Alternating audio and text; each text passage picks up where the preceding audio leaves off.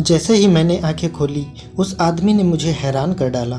जो वह मेरे साथ करना चाहता था, मैं उसको वह सब करने की इजाज़त नहीं दे सकती थी, पर मैं उसको रोक भी नहीं सकती थी। मैंने देखा मेरे दोनों हाथ पैर बंधे हुए थे। मैंने उसको देखा और कहा कि मुझे जाने दो, पर वह रहम के मूड में नहीं लग रहा था। मेरा नाम मैरी है, मेरी उम्र 21 साल है और मैं दिखने में बहुत ही खूबसूरत थी, जो मुझे देखता बस देखता ही रह जाता। और मेरी 2 और चचेरी बहनें भी थी। हम एक ही घर में रहते थे। वह दोनों मेरी चाची की बेटियां थीं। हमारे घर में कोई मर्द नहीं था, सिर्फ एक कजिन था जो शहर में काम करता था और वही मेरा मंगेतर भी था। घर में सिर्फ हम औरतें ही रहते थे, इसीलिए हम खुद ही अपने लिए कमाते थे। गरीबी ने कुछ पढ़ने नहीं दिया। बस लोगों की शादी ब्याह में हम गाने बजाने का काम करते थे। हमें लोग नाचने वाली भी कहते थे। दूसरों की खुशियों में खुश होने वाले लोग थे और यही हमारे लिए हमारी रोजी रोटी भी थी। एक दिन हम ऐसे ही एक शादी में नाचने के लिए गए और अपना काम कर रहे थे। बारात के साथ आया एक लड़का मुझे लगातार ही घूर रहा था और वह शक्ल से मुझे बदमाश लग रहा था। हमारा काम सब खत्म हो गया तो हम जाने लगे, पर जैसे ही मैं उस व्यक्ति के पास से गुजरी तो उसने मेरा हाथ पकड़ लिया। पहले उसने मेरे गाने की तारीफ़ की और फिर मेरे चेहरे की तारीफ़ की और फिर अचानक कहने लगा कि चलो मेरे साथ चलो, मैं तुम्हें खुश कर दूंगा और मुँह मांगी कीमत दूंगा। मैंने एक झटके में उससे अपना हाथ छुड़वाया और कहा कि हम गरीब ज़रूर हैं, मगर हमारी इज्जत हमारे ही पास है। हम यहाँ रोजी रोटी कमाने आते हैं, पर लगता है तुमने मुझे कुछ और ही समझ लिया है। मैं बहुत गुस्से से बोली थी। वह हम पर हंसने लगा और कहने लगा कि तुम जैसे लोगों की क्या इज्जत होती है, सीधी तरह मेरे साथ चलो, नहीं तो उठा कर ले जाऊँगा। मैंने उसको एक थप्पड़ मार दिया। वह बहुत गुस्सा हो गया। वह मुझे अपनी गाड़ी की तरफ घसीटने लगा और मैं और मेरी कजिन चिल्लाती रही। वहाँ पर मौजूद लोगों ने भी हमारा साथ ना दिया। वह किसी अमीर बाप का बेटा लगता था। मेरी कजिन मेरी तरफ बढ़ी और कहने लगी कि इसको छोड़ो, यह मेरी होने वाली भाभी है। उसने मेरी कजिन को धक्का दिया और मुझे वहाँ से घसीटता हुआ अपनी गाड़ी में डाल कर ले गया। उसकी नीयत खराब थी। वो मुझे अपने बंगले पर ले गया था और अपने कमरे की तरफ ले जा रहा था। मैं बहुत घबरा गई थी। मैं चिल्ला रही थी, रो रही थी, मदद के लिए आवाज़ दे रही थी, लेकिन शायद उसके अलावा उस बंगले में और कोई नहीं था। अब मुझे खुद ही कुछ करना था। अचानक मेरी नज़र एक भारी फूलदान पर पड़ी। मैंने उसके पास से गुजरते हुए उसे उठाया और उसके सिर पर दे मारा। इससे पहले कि वह संभलता, मैं वहाँ से भाग उठी। मैं अपनी इज्जत बचाने के लिए बहुत तेज़ी से भाग रही थी। मुझे नहीं पता था कि वह कौन सा इलाका था। मैं खुली सड़क पर आई और एक कार ने टक्कर मार दी। कार चालक ने समय रहते कार रोक दी। मेरी जान तो बच गई थी, लेकिन मुझे बहुत बुरी चोटें आई थी। मेरी हालत बहुत ख़राब थी। वह मुझे उठाकर अस्पताल ले गया और जब मुझे होश आया तब तक मैं अस्पताल में ही थी। वो खुद एक डॉक्टर ही था। उसका नाम जॉन था। मुझे 2 दिन के बाद होश आया तो उसने कहा कि मैं तुम्हें तुम्हारे घर छोड़ आता हूँ। लेकिन मैं घर जब आई तो मेरे घर वालों का बर्ताव बदला हुआ था। वह लोग मुझे कबूल करने को तैयार नहीं थे। उनका कहना था कि अब मैं उनके काबिल नहीं रही और उनके बेटे की इज्जत भी नहीं बन सकती थी। मैं रो रो कर कहती रही कि आप जो समझ रहे हो, मेरे साथ वैसा कुछ नहीं हुआ है, मगर उन्होंने मेरी एक बात ना सुनी और मुझे उस घर से निकाल दिया। मैंने देखा वह डॉक्टर बाहर ही खड़ा था। उसने सब सुन लिया था। वह मेरी तरफ बढ़ा और मेरे घाव अभी भरे नहीं थे। मैं चक्कर खाकर गिर गई थी। वह मुझे वहाँ से अपने घर ले आया। उसका घर बहुत बड़ा और खूबसूरत था। वहाँ उस वक्त कोई नहीं था। उसने मुझे कहा कि यहाँ बैठो, मैं तुम्हारे लिए कुछ खाने को लाता हूँ। मैं उस घर को देखने लगी। उसने मुझे खाना दिया और फिर एक कमरा भी दिखाया और कहा कि मैं यहाँ आराम कर सकती हूँ। मैं उस कमरे में आराम करने के लिए चली गई थी। शाम को जब मैं नीचे आई तो डॉक्टर साहब के साथ एक औरत बैठी थी जो बेहद हसीन थी। शायद उनकी बीवी थी। डॉक्टर साहब पहले ही मेरे बारे में उन्हें सब कुछ बता चुके थे। वह मेरी तरफ गौर से देखकर बोली, तो ये है मैरी, और उन्होंने अफसोस भी जताया कि मेरे साथ यह सब कुछ हो गया। वह बहुत अच्छी लग रही थी। मुझे वहाँ रहते अभी 2 दिन ही हुए थे कि उन्होंने मुझे कोई ज़रूरी बात कहने के लिए बुलाया। मैं भी उनसे कुछ कहना चाहती थी। उनके बोलने से पहले ही मैं बोल पड़ी। मेरा कहना था कि मैं कोई काम करना चाहती हूँ। मैं अपने घर वापस नहीं जाना चाहती थी। वो अपने घर में नौकरानी ही रख ले। मुझे कोई वेतन नहीं चाहिए थी। मैं बस वहाँ रहकर उनकी सेवा करना चाहती थी। डॉक्टर साहब की बीबी हेमा अचानक हंस पड़ी, जैसे मेरी मासूमियत पर हंसी आ रही हो। हो। और फिर उसके बाद उन्होंने जो कहा मैं हैरान रह गई। हम तुम्हें नौकरानी नहीं बल्कि रानी बनाना चाहते हैं। मेरा मतलब है कि मैं चाहती हूँ कि तुम्हारी शादी जॉन से करवा दूँ। इस तरह तुम्हें रहने के लिए जगह मिल जाएगी और सुरक्षा भी। उनकी बात सुनकर मेरे पैरों के तले से ज़मीन निकल गई थी। मैं हैरान ही रह गई थी। मुझे उनकी बात पर यकीन नहीं आ रहा था, पर वह मजाक नहीं कर रही थी। जब उन्होंने कहा कि कल तुम्हारी शादी के लिए जोड़ा लेने जाएंगे, तो मैं एकदम से चौंक गई। फिर मुझसे मेरी मर्जी भी पूछ रही थी।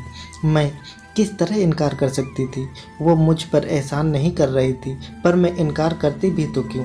मेरे अपनों ने तो बिना सच्चाई जाने ही मुझसे अपने सारे संबंध तोड़ दिए थे। उनसे तो यह गैर ही अच्छे थे जो मेरे लिए इतना सब कर रहे थे। मैं बहुत खुश थी। 2 हफ्ते के अंदर ही मेरी शादी जॉन से हो गई। अब मैं और हेमा दोनों ही उसकी बीबियाँ थी और हम दोनों बहुत खुश थे। एक रात मेरी आंख शोर पर खुली। मैं नीचे आई तो सामने का मंजर देखकर हैरान ही रह गई। हेमा बेहोश पड़ी थी और जॉन उसको होश में लाने की कोशिश कर रहे थे। मेरे पूछने पर उन्होंने बताया कि पैर फिसलने से बेहोश हो गई है। उनकी हालत इतनी बुरी थी, उन्हें एम्बुलेंस में डाला और अस्पताल ले गए और मुझे साथ जाने से मना कर दिया। मैं काफ़ी देर परेशान रही। हेमा अगले ही दिन घर आ गई और अब काफ़ी बेहतर लग रही थी। कुछ दिन बाद हम एक होटल गए। जॉन की कॉल आई तो वो बाहर चला गया। मैंने हेमा से पूछा, आप इतनी खूबसूरत हैं, आपके पास सब कुछ है, इतना अच्छा जीवन साथी है। मैंने देखा था वह कैसे आपके लिए परेशान हो रहे थे, फिर आपने कैसे इतनी आसानी से उनको मेरे साथ बांट लिया। क्या औलाद का कोई मसला है? मैंने बहुत सावधानी से यह सवाल किया था। वो 2 पल के लिए सोच में पड़ गई, फिर बोली, नहीं नहीं, ऐसी कोई दिक्कत नहीं है। बस मैं ऐसी ही सोचती हूँ कि इस समाज में लड़कियों पर अत्याचार बढ़ते ही जा रहे हैं। अगर उस रात मैं तुम्हें शरण नहीं देती तो तुम कहाँ जाती? अगर मैं तुम्हारी शादी जॉन से नहीं करवाती तो फिर तुम्हारा क्या होता? मैंने तुम्हारी शादी जॉन से इसलिए करवाई ताकि तुम्हारा घर बच सके और तुम्हें सुरक्षा मिल जाए, और तुम्हें भी तो पनाह की ज़रूरत थी। हेमा ने बहुत प्यार से समझाया था। मेरे दिल में उसकी इज्जत और बढ़ गई थी, मगर मैं हैरान भी थी कि आजकल की दुनिया में भी ऐसे लोग बचते थे। मैं एक दिन किचन में खाना बना रही थी कि मेरी उंगली कट गई और खून निकलने लगा। घाव ज़्यादा गहरा था, खून रुक नहीं रहा था। नेहा ने यह मंजर देखा तो वह बिखर सी गई और कहा, कितनी बार कहा है कि किचन का काम मत किया करो। तुम इस घर की नौकरानी नहीं हो, पर तुम्हें तो जैसे काम करने की बीमारी है। देखो कितना खून निकल रहा है। जानते हो खून कितना कीमती है, पर तुम्हारी मोटी अकल में यह बात आए भी तो कैसे? नेहा बहुत फिक्र कर रही थी कि मुझे बुरी तरह डांटने लगी। फिर वो मुझे अस्पताल ले गई। जॉन भी बहुत परेशान हो गया था। मैं रात भर यही सोचती रही कि इन दोनों को मेरी इतनी फिक्र क्यों है, मेरे लिए इतना सब कुछ क्यों कर रहे हैं। कहीं इनको मुझसे कोई मतलब तो नहीं? पर मैं उनको क्या ही दे सकती थी? मेरे पास था ही क्या देने के लिए? मैं तो एक आम सी लड़की थी, फिर भी मेरी जरा सी तकलीफ पर ही इतना परेशान क्यों हो जाते थे? यह फिक्र ज़रूरत से ज़्यादा ही बढ़ गई थी और अब इन दोनों का व्यवहार मेरे दिमाग में सवाल पैदा कर रहा था। फिर एक रात मैंने देखा कि जॉन कमरे में नहीं थे। मैं उनको देखने के लिए नीचे आई। मेरा कमरा ऊपर था और हेमा का कमरा नीचे था। शायद हेमा के साथ थे।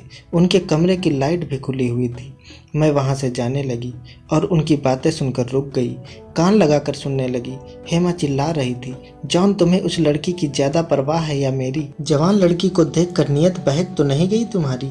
जो काम तुम्हें करना था वह अभी तक हो जाना चाहिए था। तुम हो कि रोज़ एक नया बहाना बना रहे हो। तुम्हें नहीं पता है कि यह सब हमारे लिए कितना ज़रूरी है? क्या यहाँ कोई मजाक चल रहा है? हमेशा बहुत प्यार से बोलने वाली हेमा आज पूरी तरह से चिल्ला रही थी कि मैं यह सब जानती हूँ। देखो, इसको मैं अकेले नहीं कर सकती हूँ। इसको भी तो ठीक होना है। कितना बड़ा एक्सीडेंट हुआ था इसका। इसके शरीर की हालत इस काम के लिए ठीक नहीं थी। जॉन गुस्से में था। हेमा कहने लगी कि तुम जल्दी करो और अपना यह काम पूरा करो। यह ड्रामे मुझे समझ नहीं आ रहे थे। किसकी बात कर रहे थे? मैं वहाँ से उल्टे पैर वापस लौट आई। सारी रात यही सोचती रही कि वह दोनों क्यों इतना गुस्सा हो रहे थे। इस बात को 4 दिन गुजर गए थे। एक सुबह मुझे मेरी तबीयत कुछ खराब होने लगी। मुझे अंदाजा हो चुका था कि मैं माँ बनने वाली हूँ। और मुझे मेरी माँ की कुछ बातें याद आने लगी थी।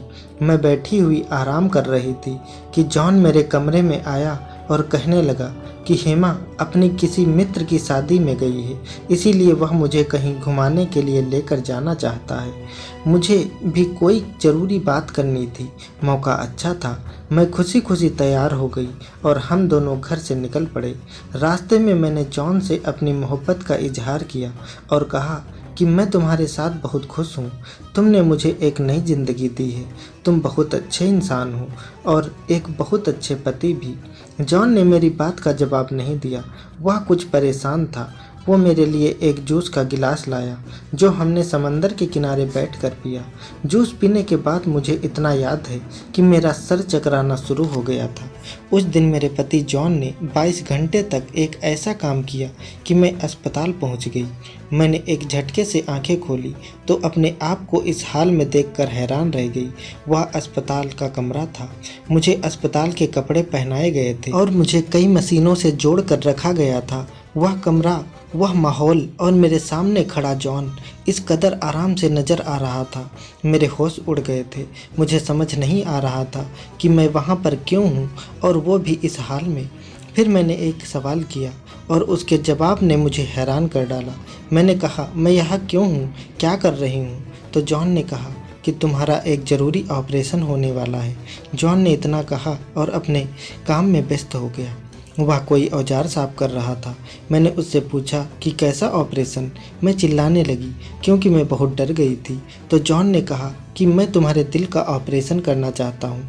और मेरे साथ लेटी मरीज के चेहरे से जब पर्दा हटाया तो मेरे कदमों तले ज़मीन ही निकल गई। वह कोई और नहीं बल्कि वो हेमा थी। मेरी सांसें तेज हो गई थी।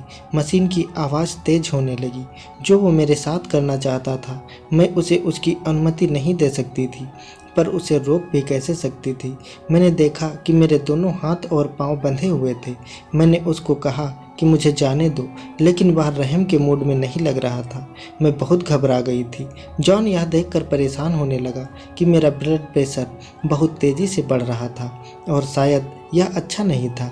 वह मुझे रिलैक्स रहने को कहने लगा। मैं ज़ोर से चिल्लाई कि मेरे साथ क्या होने वाला है। जॉन ने मुझे सब बताने का वादा किया और कहा कि देखो, मेरी बीवी बहुत बीमार है। अगर जल्दी उसका दिल नहीं बदला गया तो वह मर जाएगी। उसके लिए दिल खरीदने की मेरी औकात नहीं, और अगर दिल मिल भी जाता है तो मुझे किसी ऐसे इंसान के दिल और खून की ज़रूरत थी जिसका ब्लड ग्रुप बी पॉजिटिव हो, जो करोड़ों में से किसी एक का होता है। मैं तो उम्मीद हार बैठा था, पर जब मेरी कार से तुम टकराई, मैं तुम्हें अस्पताल लाया, तुम्हारा टेस्ट करवाया तो मैं हैरान रह गया। तुम्हारा ब्लड ग्रुप और हेमा का ब्लड ग्रुप एक ही था।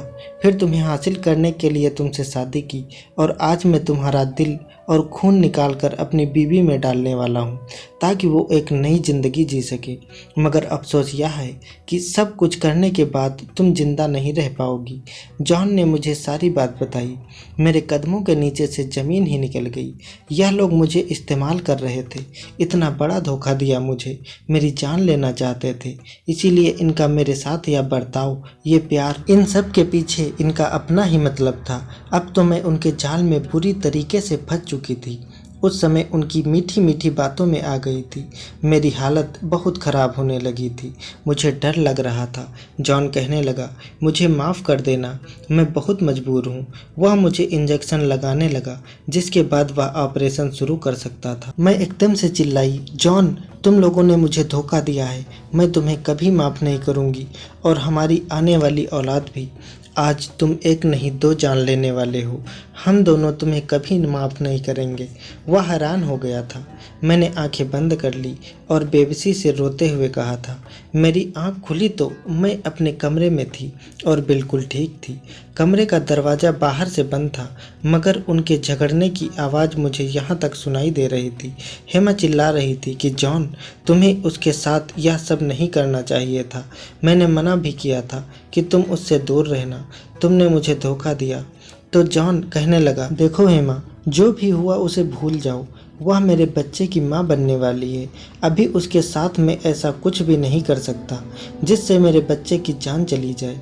हेमा, 8 माह की तो बात है, हम बच्चे की 1 महीने पहले ही डिलीवरी करवा लेंगे, फिर तो वैसे ही होगा जैसा हमने सोचा था।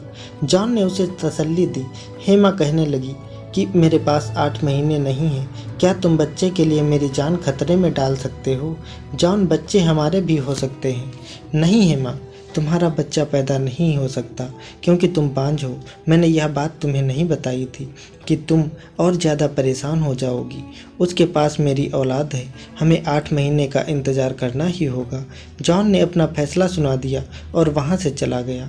मैं सोचने लगी कि अब मेरे साथ क्या होगा। यह मुझसे मेरा बच्चा छीन कर मुझे मार डालेंगे। मैं बहुत डरी हुई थी। हेमा 8 महीने का इंतज़ार नहीं करना चाहती थी। उसने एक दिन जॉन से चोरी छुपे मुझे बेहोश किया और किसी दूसरे डॉक्टर को रिश्वत देकर मेरा ऑपरेशन करने को कहा। वह मुझे अस्पताल ले गई और ऑपरेशन शुरू हो गया। आखिरी वक्त पर जॉन वहां पहुंच गया। वहां डॉक्टर से हाथापाई होने के बाद जॉन ने मुझे बचा लिया, मगर हेमा का ऑपरेशन शुरू हो चुका था। इसी बीच ये मसला होने की वजह से उसको बचा नहीं सके। वह मुझे घर वापस ले आया। हेमा के अंतिम संस्कार के बाद जॉन कई दिन तक बहुत उदास रहा। मैं उनसे अब और दूर जाना चाहती थी, पर मुझे जाने नहीं दे रहा था। और एक दिन वह मेरे कदमों में गिरकर मुझसे माफ़ी मांगने लगा। अपनी औलाद का वास्ता दिया। मैंने उसको माफ़ कर दिया। मेरे पास इसके सिवा कोई दूसरा रास्ता नहीं था। मैं जाती तो कहाँ जाती। भगवान ने हमें 2 जुड़वा बेटियाँ दी। जॉन को माफ़ करना इतना आसान नहीं था। वक्त के साथ सब कुछ बदल गया था। आज हमारी ज़िंदगी बहुत अच्छी गुजर रही है। मैं बस इतना ही कहूँगी कि सब लोग एक जैसे बुरे नहीं होते, वैसे ही सब लोग अच्छे भी नहीं होते। लोगों को पहचानना सीखें, वरना आप भी मेरी तरह धोखा खा सकते हैं। दोस्तों, उम्मीद करता हूँ आपको हमारी कहानी पसंद आई होगी। कहानी पसंद आई है तो वीडियो को लाइक करें, चैनल पर नए हैं तो चैनल को सब्सक्राइब करें और हाँ, नोटिफिकेशन बेल को ज़रूर दबाएं ताकि अगली अपडेट सबसे पहले आपको मिले। धन्यवाद दोस्तों।